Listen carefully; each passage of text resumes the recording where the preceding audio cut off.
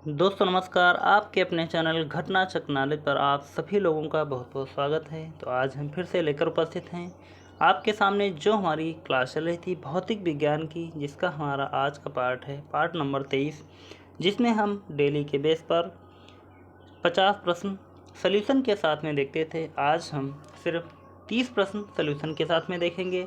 और पिछली क्लासों को अभी तक जिसने भी नहीं देखा है वह प्लीज़ चैनल पर जाकर इसकी प्लेलिस्ट बना दी गई है, आप वहां पर इन सभी क्लासेस को देख सकते हैं। और इसके बीच में कुछ गैप हुआ था जिसमें हमने कंप्यूटर इलेक्ट्रॉनिक्स की क्लासेस की थी। और आज से हम फिर से जो हमारे भौतिक विज्ञान के क्वेश्चन बचे हुए हैं RRB, NTPC, ALP, group D आदि एग्जामों में पूछे हुए, उनको हम फिर से पुनः स्टार्ट करते हैं। तो शुरुआत करते हैं सीधे प्रश्नों से, जिसमें हम प्रश्नों को आज देखेंगे। लोकप्रिय श्रेणी ऑफलाइन परीक्षा 2001 से 2014 के बीच में आए हुए वस्तुनिष्ठ प्रश्न होंगे। आज का पहला प्रश्न है, निम्नलिखित में से कौन सा ऊर्जा का प्राकृतिक स्रोत नहीं है।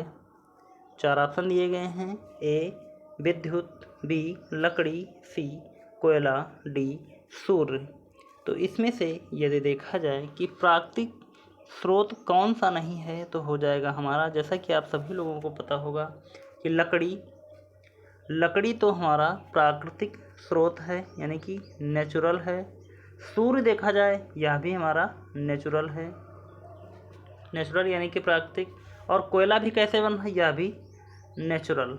तो बचा क्या हमारे लिए, बचा हमारा विद्युत, क्योंकि विद्युत मानव निर्मित है, इसलिए हम ए वाला ऑप्शन सही कर लेंगे। देखते हैं इसको और इसकी एक बार व्याख्या को। दिया गया है, विद्युत ऊर्जा का प्राकृतिक स्रोत नहीं है, जबकि लकड़ी, कोयला सूर्य के प्राकृतिक स्रोत हैं। सूर्य में ऊर्जा नाभिकीय संलयन की क्रिया से उत्पन्न होती है।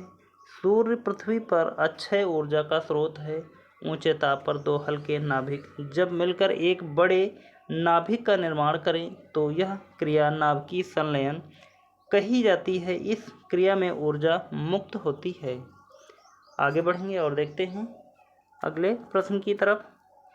अगला प्रश्न है, रेफ्रिजरेटर को ठंडा करने के लिए जिस रासायनिक पदार्थ का उपयोग किया जाता है वह है। तो क्या हो जाएगा, ए CO2, बी NHO4 OH, सी NH4 Cl, डी NH3।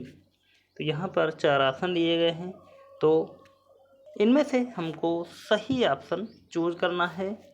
तो सही ऑप्शन अगर देखा जाए तो सबसे करेक्ट आंसर हो जाएगा हमारा NH3, डी वाला उत्तर सही हो जाएगा। आगे बढ़ते हैं और देखते हैं इसकी व्याख्या को।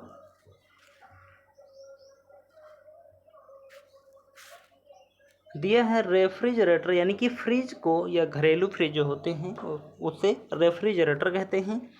रेफ्रिजरेटर को ठंडा करने के लिए NH3 गैस का उपयोग किया जाता है। रेफ्रिजरेटर में वस्तुओं को रखा जाता है और वे सुरक्षित रहती हैं।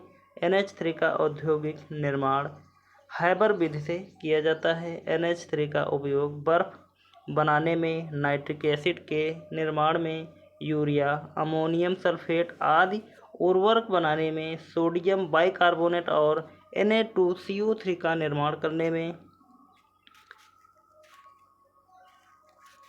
विस्फोटक पदार्थ बनाने व कृत्रिम रेशम बनाने में किया जाता है। यानी कि NH3 कितनी इम्पोर्टेंट है आप यहाँ पर इसको समझ सकते हैं।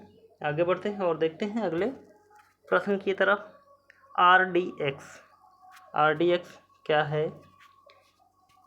4 ऑप्शन दिए गए, इनमें से देखते हैं। ए दाब मापने का यंत्र है, बी एक जीन है, सी उर्वरक बनाने में प्रयुक्त होने वाला एक रसायन है, डी एक विस्फोटक है।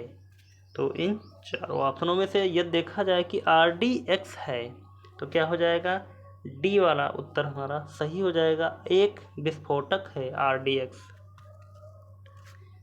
देखते हैं इसकी व्याख्या की तरफ। दिया है, RDX यानी कि research and development explosive, RDX का फुल फॉर्म हो जाएगा। एक विस्फोटक है, इसका प्रयोग आतंकवादी विस्फोट का करने में करते हैं। RDX का विस्फोट काफ़ी शक्तिशाली होता है। RDX के विस्फोट से बड़े बड़े भवनों, पुलों को भी उड़ाया जा सकता है। RDX का रासायनिक नाम है साइक्लोट्राइमिथाइलिन ट्राइनाइट्रोमाइन है। बढ़ते हैं अगले प्रश्न की तरफ। अगला प्रश्न देखते हैं। अगला प्रश्न है हमारा, कोड के माध्यम से हमको इसका सही उत्तर लगाना है। तो 4 ऑप्शन इसमें से दिए गए हैं, देखते हैं, आइए मिलाते हैं। तो यहाँ पर जब हम एनीमोमीटर, सिस्मोग्राफ, हाइग्रोमीटर, बायरोग्राफ देखेंगे तो इसमें से हमको सबसे पहले एनीमोमीटर किससे मिल जाएगा। एनीमो यहाँ पर लिखा हो आप वायु वाले ऑप्शन से मिला सकते हैं, यानी कि A का 3 और A का 3 जब मिलाएंगे तो हमारे A वाला ऑप्शन कट जाएगा और D वाला ऑप्शन कट जाएगा, यानी कि A का 3 B और C दोनों में है। तो B में तो एक ही आएगा, यानी कि सिस्मोग्राफ भूकंप से संबंधित होता है, यह ऐसे ही निकल कर आ गया। हाइग्रोमीटर का आपने जहाँ भी नाम सुना होगा वहाँ आर्द्रता से संबंधित ही सुना होगा।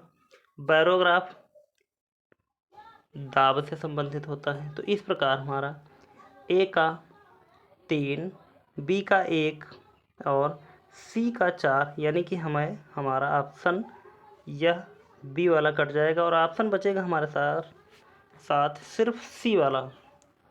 इस प्रकार हमारा 4 का सही उत्तर C हो जाएगा। आगे बढ़ते हैं और देखते हैं इसकी थोड़ी सी व्याख्या को। दिया है एनीमोमीटर से वायु का वेग एवं उसकी शक्ति, सीस्मोग्राफ से भूकंप, बैरोग्राफ से वायुमंडलीय दाब में परिवर्तन एवं हाइग्रोमीटर से आर्द्रता का मापन करते हैं। आगे बढ़ते हैं, देखते हैं अगला प्रश्न।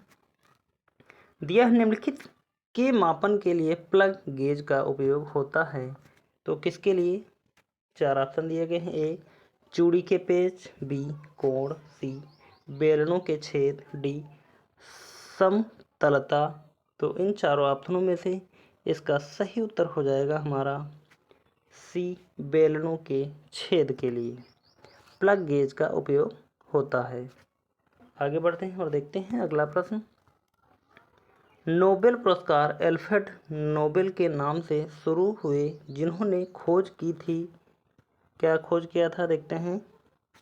A हवाई जहाज़ की, B टेलीफोन की, C सेफ्टी लैंप की, D डायनामाइट की।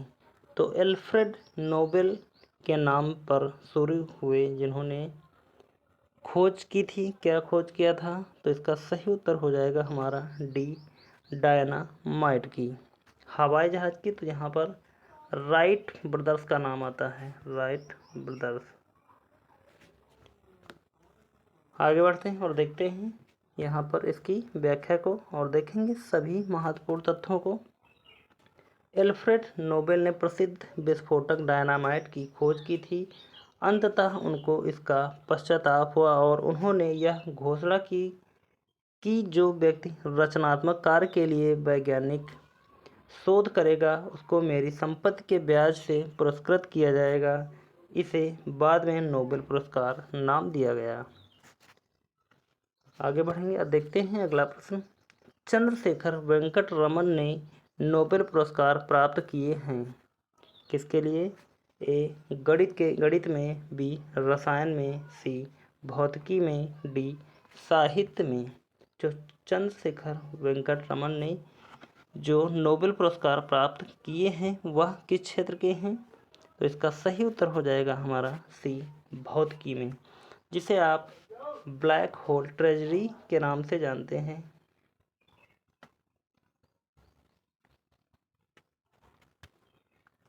आगे बढ़ते हैं और देखते हैं इसकी व्याख्या को। दिया गया है रमन प्रभाव की खोज के लिए वर्ष 1930 का भौतिकी का नोबेल पुरस्कार सर चंद्रशेखर वेंकट रमन को प्रदान किया गया। इस प्रभाव की खोज की तिथि 28 फरवरी को राष्ट्रीय विज्ञान दिवस के रूप में मनाया जाता है। आगे बढ़ते हैं और अगला प्रश्न देखते हैं। प्रश्न है, किसी पदार्थ को पुरातात्विक महत्व यानी कि एंटिक को मापने के लिए आयु का मानक क्या होना चाहिए? किसी पदार्थ को पुरातात्विक महत्व को मापने के लिए आयु का मानक क्या होना चाहिए? 4 ऑप्शन दिए गए हैं। ए 200 वर्ष, बी 500 वर्ष, सी 16, डी सी 14। तीन चारों ऑप्शनों में से इसका सही उत्तर देखा जाए तो यहाँ पर हो जाएगा हमारा डी सी 14। देखते हैं इसकी व्याख्या को। दिया है रेडियो कार्बन 14 का प्रयोग किसी पदार्थ के आयु का निर्धारण करने में किया जाता है। कार्बन 14 की खोज 27 फरवरी 1940 को मार्टिन कामेन तथा साम रोबिन द्वारा की गई। आगे बढ़ते हैं, अगला प्रश्न देखते हैं। दिया गया काउंटर बोरिंग एक ऑपरेशन है। ए एक छिद्र को शुद्ध रूप से फिनिश करने का, बी छिद्र के आंतरिक पृष्ठ को मशीन करने का, सी छिद्र की गोलाई ठीक करने का, डी बेलनाकार रूप में छिद्र के सिरे को बड़े करने का। तो काउंटर बेरिंग एक ऑपरेशन है, तो इन चारों ऑप्शनों में से कौन सा इसका सही उत्तर हो जाएगा? तो यहाँ पर देखेंगे तो निकल कर आ जाएगा हमारा डी बेलनाकार रूप में छिद्र के सिरे को बड़े करने का काउंटर बोरिंग एक ऑपरेशन है। अगला प्रश्न दिया गया है, टेलीविज़न पर सिग्नल एक विशेष दूरी के बाद सामान्य तौर पर किस कारण रिसीव नहीं होते हैं? 4 ऑप्शन दिए गए हैं। ए सिग्नल की कमजोरी, बी कमजोर एंटीना, सिग्नल की कमजोरी यहाँ का जो बना है कम का अर्थ निकलेगा सिग्नल की कमजोरी, बी कमजोर एंटीना, सी वायु में सिग्नल का अवशोषण, डी पृथ्वी की गोलाई। तो इन चारों ऑप्शनों में से इसका सही उत्तर देखा जाए तो हो जाएगा, किस कारण से सिग्नल कमज़ोर हो जाएंगे या सिग्नल नहीं आएंगे, तो वह हो जाएगा डी पृथ्वी की गोलाई के कारण। आगे बढ़ते हैं। यहाँ पर जैसा कि आप पृथ्वी देख रहे हैं, यहाँ पर आप पृथ्वी की इमेज इस प्रकार से बनी हुई है। यह ग्रहण क्षेत्र है, यहाँ टीवी पर टावर लगा हुआ है। जब यहाँ लगा हो, जब यहाँ पर सिग्नल, यहाँ पर कोई टीवी देख रहा हो इस क्षेत्र में, तो इस एंटीने से कवर नहीं करेगा। तो इस प्रकार टीवी पृथ्वी की गोलाई के कारण टीवी का एंटीना नहीं पकड़ता है कुछ दूरी के बाद। आगे बढ़ेंगे और देखते हैं अगले प्रश्न की तरफ। छेद बनाने के लिए बर्मा से चूड़ी बनाने की क्रिया को कहते हैं। 4 ऑप्शन दिए गए हैं। ए लैपिंग, बी रीमिंग, सी ब्रोचिंग, डी टैपिंग। तो इन चारों ऑप्शनों में से इसका सही उत्तर देखा जाए तो हो जाएगा डी टैपिंग कहते हैं। अगला प्रश्न है, गैलीलियो थे एक क्या थे? ए खगोलज्ञ, बी उपन्यासकार, सी संगीतकार, डी टेनिस चैंपियन। तो इन चारों ऑप्शनों में से इसका सही उत्तर हो जाएगा गैलीलियो थे क्या थे? ए एक खगोल शास्त्री थे या खगोलज्ञ थे। देखते हैं इसकी व्याख्या को। गैलीलियो खगोलज्ञ थे, इन्होंने दूरदर्शी का आविष्कार किया था। दूरदर्शी से दूर की वस्तु यानी कि तारा आदि को देखा जाता है। यह आकाशीय पिंडों को देखने में काम आता है। दूरदर्शी की आवर्धन क्षमता का सूत्र अंतिम प्रतिबिंब की लंबाई, वस्तु की लंबाई, दूरदर्शी में उत्तल लेंस का प्रयोग किया जाता है। आगे बढ़ेंगे और देखते हैं अगला प्रश्न। तो देखते हैं यहाँ पर 13 नंबर क्वेश्चन दिया गया है, निम्नलिखित का मिलान कीजिए और कूट के माध्यम से इसका हमें सही उत्तर बताना है। तो सबसे पहले हम इन चारों ऑप्शनों को मिलाते हैं और उसके बाद में हम यहाँ पर इसका कूट मिलाएंगे। तो A B C D E 5 option दिए गए हैं, तो देखते हैं मिलाते हैं सबसे पहले हम इसके चारों ऑप्शनों को। जैसा कि एक सूची 1 और सूची सेकंड में दिया गया है। रिएक्टर स्केल, रिएक्टर स्केल के द्वारा क्या मापा जाएगा? तो हो जाएगा भूकंपी तीव्रता। ब्यूफोर्ट स्केल, तो इसका मिलान करेंगे हम हवा की गति के लिए। और केल्विन स्केल की बात करें तो यहाँ पर हो जाएगा परम ताप। और मिली बार स्केल, तो इस स्केल से हम दाब का मापन करेंगे, यानी कि ए का 3, बी का 4, सी का 2। तो यहाँ पर हम ऑप्शन के जरिए से मिलाएंगे। ए का 3, बी का 4, सी का 2 और डी का 1। तो हमारा सही उत्तर निकल कर आ जाएगा ए। और बढ़ेंगे आगे की तरफ, अगला प्रश्न देखेंगे। यहाँ पर देखेंगे सबसे पहले इसकी थोड़ी सी व्याख्या को। रिएक्टर स्केल भूकंपीय तीव्रता को मापता है। ब्यूफोर्ट स्केल हवा की गति, केल्विन स्केल परमताप तथा मिलबार स्केल दाब की माप करता है। आगे बढ़ेंगे, अगला प्रश्न देखते हैं। ग्राइंडिंग हील कोड का पहला प्रतीक है, तो क्या हो जाएगा? A bond type, B abrasive type, C grain size, D structure. तो इन चारों ऑप्शनों में से इसका सही उत्तर यहाँ पर देखा जाए तो हो जाएगा बी एब्रेजिव टाइप। आगे बढ़ेंगे, अगला प्रश्न देखते हैं। परम दाब है, तो परम दाब क्या हो जाएगा? ए गेज दाब प्लस 1 बार, बी गेज दाब प्लस 2 बार, सी गेज दाब -1 बार, डी इनमें से कोई नहीं। तो परम दाब की यहाँ अगर बात की जाए तो इन चारों ऑप्शनों में से इसका सही उत्तर हो जाएगा ए गेज दाब +1 बार। बढ़ते हैं और देखते हैं अगले प्रश्न की तरफ। आंधी के आगमन के पूर्व बैरोमीटर में पारे का स्तर क्या हो जाएगा? 2 ऑप्शन सिर्फ यहाँ पर दिए गए हैं। ए सामान्य स्तर से नीचे जाएगा, बी सामान्य स्तर से ऊपर जाएगा। तो इन दोनों ऑप्शनों में से सही उत्तर निकल कर आ जाएगा हमारा ए सामान्य स्तर पर नीचे जाएगा। जब भी बैरोमीटर का स्तर सामान्य से ऊपर की ओर जाता है तो खुले मौसम का संभावना होती है, और जब यह नीचे की तरफ अचानक जाता है तो यह आंधी तूफान की संभावना होती है। और जब यह धीमे धीमे नीचे आता है तो इसमें बादल आने की संभावना रहती है। आगे बढ़ेंगे और देखते हैं इसकी व्याख्या को। यहाँ पर दिया गया है वायु का प्रवाह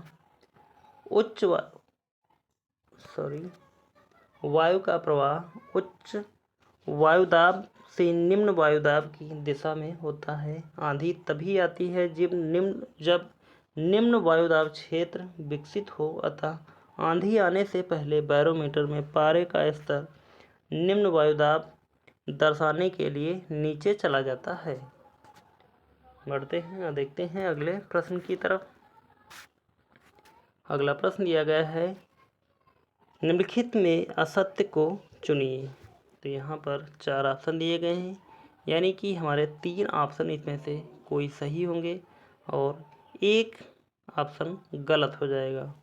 तो उसी गलत ऑप्शन को हमको चूज करना है। तो देखते हैं, पहला दिया गया है हर्ट्ज फ्रीक्वेंसी मापन की इकाई है, तो यह बिल्कुल सही हो जाएगा। बी देखते हैं, केल्विन तापक्रम मापन की इकाई है, तो केल्विन तापक्रम की मापन की इकाई है, बिल्कुल हमारा सही होगा। अगला बेल वातावरणीय दबाव मापन की इकाई है, तो यही हमारा गलत निकल कर आएगा। और अगला देखते हैं ओम विद्युत प्रतिरोध मापन की इकाई है, तो यह भी हमारा बिल्कुल सही। इस प्रकार ऑप्शन हमारा कौन सा सही हो जाएगा? सी बेल वातावरणीय दबाव मापन की इकाई है। क्वेश्चन अनुसार सी ऑप्शन सही है। आगे बढ़ेंगे और देखते हैं इसकी व्याख्या को। दिया है वातावरणीय दबाव की इकाई बेल नहीं है, शेष सभी विकल्प सुमेलित हैं। हर्ट्ज फ्रीक्वेंसी मापन की इकाई है, केल्विन तापक्रम मापन की इकाई है, ओम विद्युत प्रतिरोध मापन की इकाई है।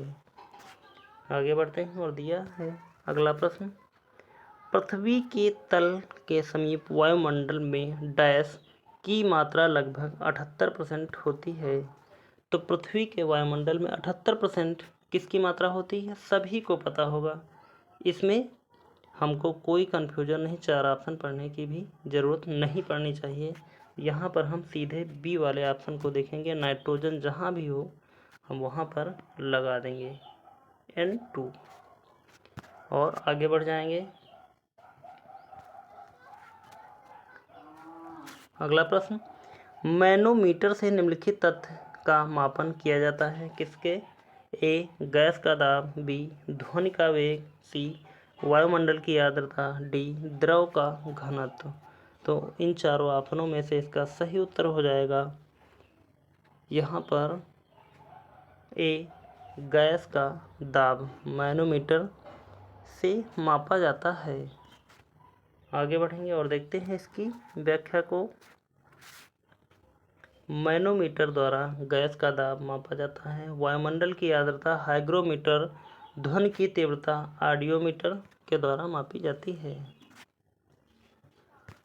आगे बढ़ते हैं। अगला प्रश्न है हमारा, निम्न में से किसका उपयोग ऊंचाई मापने के लिए किया जाता है? ए बैरोमीटर, बी प्लानीमीटर, सी अल्टीमीटर, डी हाइड्रोमीटर।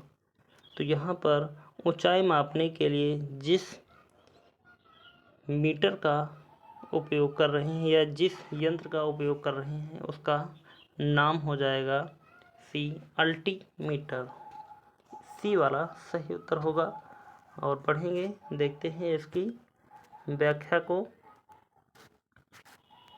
दिया है अल्टीमीटर का उपयोग ऊंचाई मापने के लिए किया जाता है। बैरोमीटर द्वारा वायु के दाब को तथा हाइड्रोमीटर द्वारा द्रवों के आपेक्षिक घनत्व को ज्ञात किया जाता है, जबकि प्लानीमीटर द्वारा मानचित्र पर क्षेत्रफल का मापन किया जाता है। बढ़ते हैं अगले प्रश्न की तरफ। अगला प्रश्न है, नाभिकीय संलयन को ताप नाभिकीय अभिक्रिया भी क्यों कहते हैं? 4 ऑप्शन दिए गए हैं। 5 संलयन नाभिकीय ऊर्जा को ताप में बदल देता है, बी संलयन के लिए अत्यधिक उच्च तापमान की स्थितियों की आवश्यकता होती है, सी संलयन से काफ़ी ऊष्मा पैदा होती है, डी संलयन अभिक्रिया धूप में होती है, ई उपयुक्त में से कोई नहीं। तो इन चारों ऑप्शनों में से इसका सही उत्तर देखा जाए कि 21 नंबर का कौन सा सही उत्तर निकल कर आएगा, तो हो जाएगा हमारा बी संलयन के लिए अत्यधिक उच्च तापमान की स्थितियों की आवश्यकता होती है। आगे बढ़ते हैं और देखते हैं इसकी व्याख्या को। नाभिकीय संलयन को ताप नाभिकीय अभिक्रिया भी कहा जाता है, क्योंकि इसके लिए अत्यधिक उच्च तापमान की स्थितियों की आवश्यकता होती है। यह क्रिया सूर्य में होती है। आगे बढ़ेंगे और देखते हैं अगले प्रश्न की तरफ। सीस्मोग्राफ से क्या रिकॉर्ड किया जाता है?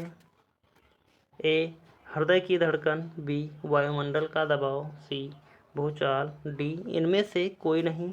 तो इन चारों ऑप्शनों में से इसका सही उत्तर यहाँ पर देखा जाए तो हो जाएगा हमारा सी भूचाल। आगे बढ़ेंगे और देखते हैं इसकी व्याख्या को।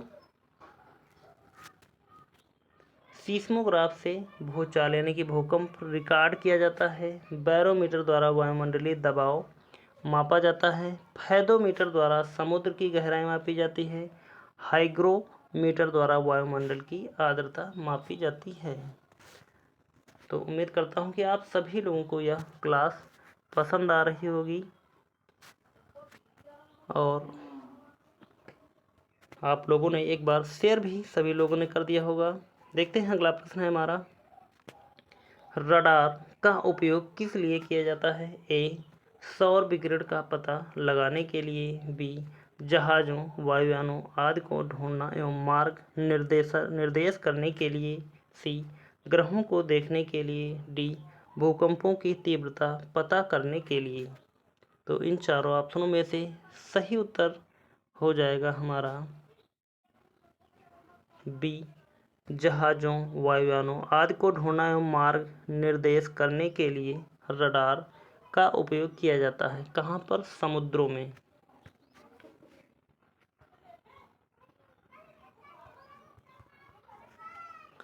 आगे बढ़ेंगे और देखते हैं अगले प्रश्न से पहले इसकी व्याख्या को देखेंगे। रडार यानी कि रडार का फुल फॉर्म हो जाएगा रेडियो डिटेक्शन एंड रेंजिंग का उपयोग जहाज़ों, वायुयानों आदि को ढूंढने और मार्ग निर्देशन करने के लिए किया जाता है। रडार विद्युत चुम्बकीय तरंगों के माध्यम से कार्य करता है।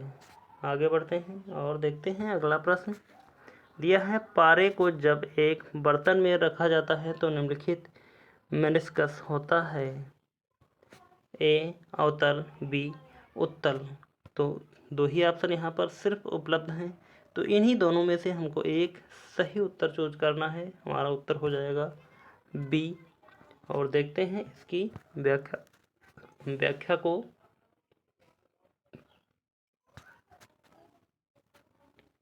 दिया गया है पारा किसी बर्तन की दीवारों को गीला नहीं करता। यहाँ यह बात ध्यान देने योग्य है कि यदि पारे तथा कार्बन के अणुओं के बीच कार्यकारी आसंजक बल पारे के अणुओं के बीच कार्यकारी संसंजक बल से अधिक है तो पारा भी इस बर्तन की दीवारों को गीला करेगा। वे द्रव जो बर्तन को भिगोते हैं उनके लिए स्पर्श कोण न्यून कोण होता है, जबकि उन द्रवों के लिए ठोस कोण नहीं भिगोते स्पर्श कोण अधिक कोण होता है। अतः जब पारे को किसी बर्तन में रखा जाता है तो उसका तल उत्तल होता है, कारण कि पारा बर्तन के तल को भिगोता नहीं है। पारे का प्रयोग थर्मामीटर में इसी गुण के कारण किया जाता है। आगे बढ़ते हैं और देखते हैं अगला प्रश्न यहाँ पर मुंबई में पानी 100 डिग्री सेल्सियस पर उबलता है, वह शिमला में उबलेगा कितने डिग्री सेल्सियस पर? ए 100 डिग्री सेल्सियस से अधिक पर, बी 100 डिग्री सेल्सियस पर, सी 100 डिग्री सेल्सियस से कम पर, डी इनमें से कोई नहीं। तो इन चारों ऑप्शनों में से इसका सही उत्तर हो जाएगा, तो यहाँ पर हमारा हो जाएगा सी 100 डिग्री सेल्सियस से कम पर। आगे बढ़ेंगे और देखते हैं थोड़ा सा इसकी व्याख्या को। मुंबई की अपेक्षा शिमला अधिक ऊंचाई पर है, अतः शिमला में वायुदाब कम होगा, अतः पानी 100 डिग्री सेल्सियस से कम ताप पर ही उबलने लगेगा। आगे बढ़ते हैं, देखते हैं अगले प्रश्न की तरफ। पवन वेग निम्नलिखित में से संबंधित है किससे? ए पृथ्वी का चक्रण, बी पृथ्वी का घूर्णन, सी दाब प्रवणता, डी तापमान। तो इन चारों ऑप्शनों में से इसका सही उत्तर देखा जाए तो हो जाएगा हमारा सी दाब प्रवणता पवन वेग से संबंधित है। अगला प्रश्न, चतुर्घात इंजन में चक्र पूरा होता है। ए पिस्टन के 4 स्ट्रोक में, बी पिस्टन के 2 स्ट्रोक से, सी पिस्टन के 1 स्ट्रोक में, डी ऊपर का कोई भी नहीं।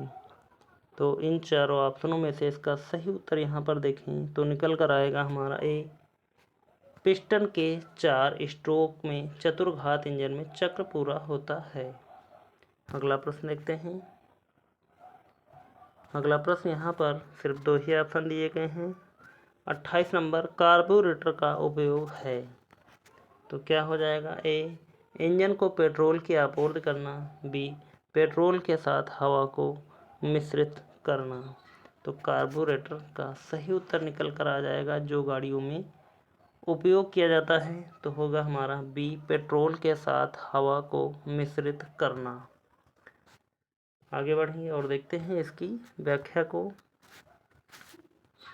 कार्बोरेटर पेट्रोल के साथ हवा को मिश्रित करता है। कार्बोरेटर के द्वारा इंजन में हवा को पेट्रोल वाष्प के साथ आवेशित किया जाता है। आगे बढ़ते हैं, अगला प्रश्न, लोकोमोटिव में ट्रैक्शन एंड एप्लीकेशंस के लिए प्रयुक्त मोटर किस प्रकार की होती है? 4 ऑप्शन दिए गए हैं। A DC shunt motors, B DC series motors, C compound motors, D उपर्युक्त में से कोई नहीं। तो इन चारों ऑप्शनों में से इसका सही उत्तर हो जाएगा यहाँ पर बी, डीसी सीरीज मोटर्स। आगे बढ़ते हैं और देखते हैं अगला प्रश्न। सिंगल पॉइंट कटिंग टूल के निम्नलिखित अंग में क्रेटर वियर होता है। क्या क्या ऑप्शन, 4 ऑप्शन दिए गए हैं। चारों ऑप्शनों में से क्या इसका सही उत्तर होगा? A plank, B side, C rake, D tip. तो चारों ऑप्शनों में से सही उत्तर हमारा निकल कर आ जाएगा D tip. Single point cutting tool के निम्नलिखित अंग में क्रेटर वियर होता है टिप। तो यहाँ पर आज के हमने 30 महत्वपूर्ण प्रश्नों पर चर्चा की और आपको पूरा वीडियो देखने के लिए बहुत बहुत धन्यवाद है। आपको यह क्लास कैसी लगी आप हमें कमेंट में कमेंट करके ज़रूर बताएं।